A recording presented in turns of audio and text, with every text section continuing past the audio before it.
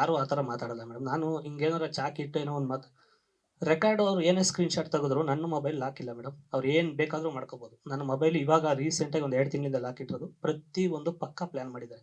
ಹಂಗೆಲ್ಲ ನಾನು ಪ್ಲಾನ್ ಮಾಡೋದಾಗಿದ್ರೆ ಬೇಜಾನ್ ಸಿಕ್ಕಾಪಟ್ಟೆ ಅವ್ರು ಏನೇನೋ ಯಾರ್ಯಾರ ಬಗ್ಗೆನೋ ಮಾತಾಡಿದ್ದಾರೆ ಅದೆಲ್ಲ ಮಾಡ್ಬೋದಿತ್ತು. ಬಟ್ ಲಾಕೇ ಇಲ್ಲ ನನಗೆ. ಯಾಕೆಂದ್ರೆ ನಾನು ಒಂದು ಶೋಗೆ ಹೋಗ್ಬೇಕಾದ್ರೆ ಜೊತೆಲಿ ಬಂದಾಗ ನಾನು ಒಂದು ಸ್ಟೇಜ್‌ಗೆ ಹೋದಾಗ ಲೇಡೀಸ್‌ನ ಕಾರಲ್ಲೇ ಕೂರಿಸೋಯ್ತು. ನನ್ನ ಮೊಬೈಲು ಅಲ್ಲೇ ಬಿಟ್ಟೋಗಿರ್ತೀನಿ. ಏನು ಬೇಕಾದ್ರೂ ಅದು ಐಡಿಯಾ ಕೊಟ್ಟದ್ದೇ ಅವರು. ನನಗೇನು ಗೊತ್ತಿಲ್ಲ. ಅವರೇ ಹೇಳಿದ್ದಾರೆ. ಹಿಂಗೆಲ್ಲ ಮೆಸೇಜ್ ಮಾಡಿ ಸ್ಕ್ರೀನ್‌ಶಾಟ್ ತಕ್ಕೊಂಡು ಕಳಿಸು. ಇದೆಲ್ಲ ಮಾಡಿದ್ದಾರೆ. ಯಾವ್ದು ಮೇಡಮ್? ಆಡಿಯೋ ನಾನು ಬಿಟ್ಟಿರಲಿಲ್ಲ ಅದು. ನನ್ನ ಹೋಗಿ ಎಲ್ಲ ಕೇಳಿ ನೋಡಿ. ಅವರು ಪ್ರತಿಯೊಂದು ಆಡಿಯೋ ಬಿಟ್ಟಿದ್ದಾರೆ. ಓಕೆನಾ? ನಾನು ಯಾರ್ದು ಮೇಡಮ್? ಅಪ್ಪಣ್ಣ ಅವ್ರದ್ದು. ಅಪ್ಪಣ್ಣ ಅವ್ರದ್ದು ಮಾತಾಡಿರೋದು 1 ವರ್ಷ ಆ್ಯಕ್ಚುಲಿ ಅವ್ರದ್ದು ಹೇಳಿದ್ರೆ ತಪ್ಪಾಗುತ್ತೆ. ಇವರು ಇಬ್ರ ಮಧ್ಯನೂ ತಂದಿಟ್ಟಿದ್ದಾರೆ. ನಿನಗೆ ಸೇಫ್ಟಿ ಬೇಕಾಗುತ್ತೆ ಅಂತ ನನಗೂ ಕೊಟ್ಟಿದ್ದಾರೆ. ಅವ್ರ ವಿಡಿಯೋನ ಅಪ್ಪಣ್ಣವ್ರಿಗೂ ಕಳಿಸಿದ್ದಾರೆ. ನನಗೆ ನಂದು ವಿಡಿಯೋ ಮಾಡ್ಬಿಟ್ಟು ಅಪ್ಪಣ್ಣ ಮನು ಉಲ್ಟಾ ಹೊಡಿಬೋದು ಇದನ್ನ ನೀನು ಇಟ್ಕೊ ಅಂತ ಅವರಿಗೂ ಸೇಫ್ಟಿಯಾಗಿ ಇಟ್ಟಿದ್ದಾರೆ. ನಾನು ನೋಡಿದ್ದೀನಿ ಮೊಬೈಲಲ್ಲಿ ತೆಗೆದು.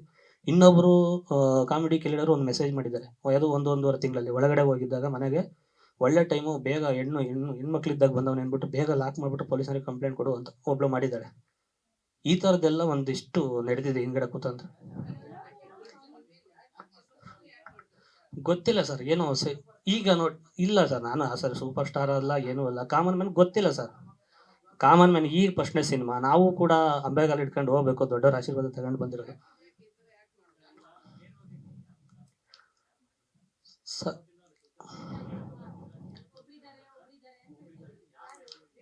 ಇಲ್ಲ ಸರ್. ಅದು ಈಗ ಏನಂತಂದ್ರೆ ಕಂಡೀಷನ್ ಬೇಲ್ ಮೇಲೆ ಬಂದಿರೋದ್ರಿಂದ ನಾನು ಯಾರ ಬಗ್ಗೆನೂ ಮಾತಾಡಂಗಿಲ್ಲ.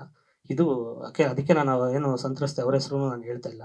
ನಾನು ಹೇಳ್ತಾ ಇರೋದು ಒಂದು ಆಡಿಯೋಕ್ಕೆ. ಯಾಕೆ ಅಂದ್ರೆ ನನ್ನ ಕೆರಿಯರ್‌ಗೆ ಡ್ಯಾಮೇಜ್ ಆಗಿರೋದು ಅದೊಂದೇ. ಮಿಕ್ಕಿದ್ದೇನಿದೆ ಅದು ಕಾನೂನು ಏನಿದೆ ಅದು ನೋಡ್ಕೊಂತ ಇದೆ. ಇದಕ್ಕೆ ಬ್ಯಾಕ್‌ಗ್ರೌಂಡ್ ಇರೋದು ಯಾರು ಏನು ಕತೆ ಅನ್ನೋದು ನನಗೆ ಇನ್ನೊಂದು ವಾರ 15 ದಿವಸದಲ್ಲಿ ನನಗೆ ಒಂಚೂರು ಬೇಲ್‌ದೇನೋ ಇದಾಗಿರೋದ್ರಿಂದ ಕಂಡೀಷನ್ ಬೇಲ್ ಇರೋದ್ರಿಂದ ನಾವು ಕೋರ್ಟಲ್ಲಿ ಇದು ಮಾಡ್ಕೊಂಡೆ ಮಾತಾಡ್ಬೇಕು ಮೇಡಮ್ ಅದಕ್ಕೋಸ್ಕರ.